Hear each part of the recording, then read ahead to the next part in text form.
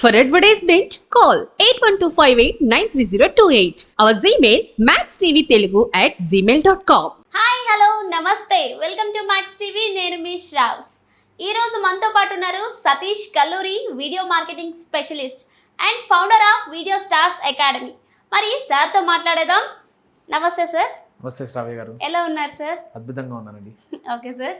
ఇప్పుడు చాలామంది వీడియోస్ చేస్తారు కదా సార్. ఇప్పుడు వీడియోస్ క్రియేట్ చేయడం వల్ల ఎవరికి బెనిఫిట్ సార్? ఎలాంటి బెనిఫిట్స్ వస్తాయి సార్ మాకు? Very good question. సో ఎవరికి బెనిఫిట్ అంటే ఫస్ట్ ఎవరికైనా సరే ట్రైనర్స్ కానీ, కోచెస్ కానీ, లేకపోతే ఎక్స్పర్ట్స్కి, ఎనీ సార్ట్ ఆఫ్ ఎక్స్పర్ట్స్కి కాంటెంట్ క్రియేట్ చేయొచ్చు.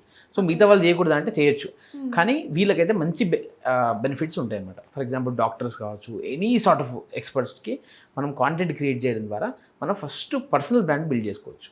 ఇది ఎవరికి అంటే ఇంతకుముందు చెప్పింది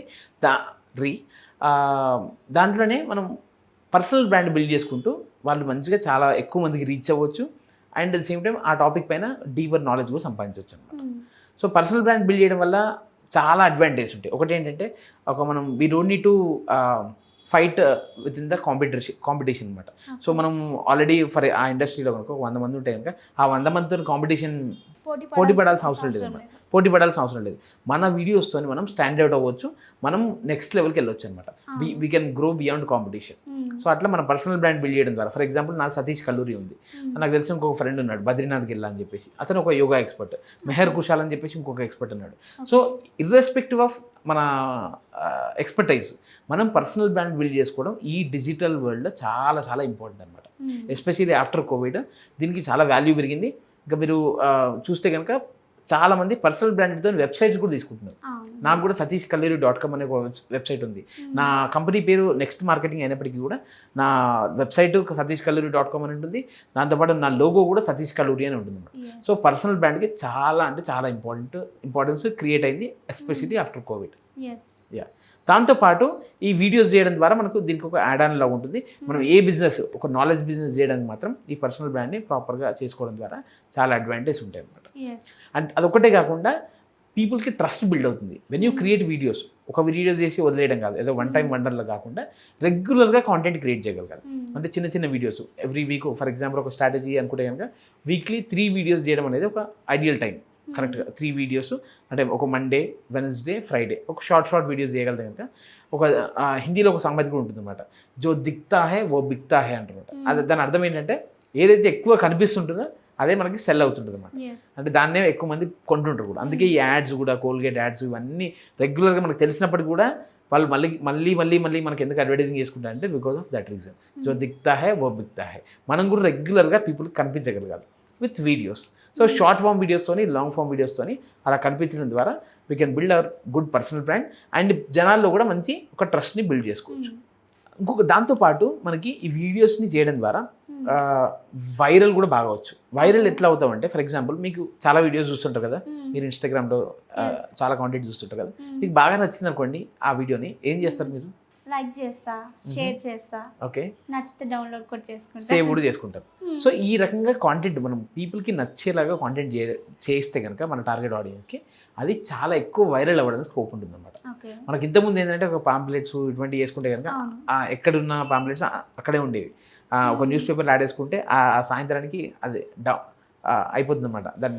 దాన్ని యూజ్ ఏం లేదు. కానీ అటువంటిది ఇప్పుడు కాంటెంట్ క్రియేట్ చేస్తే కనుక దాన్ని వైరల్ అయ్యే స్కోప్ చాలా ఎక్కువ ఉందన్నమాట.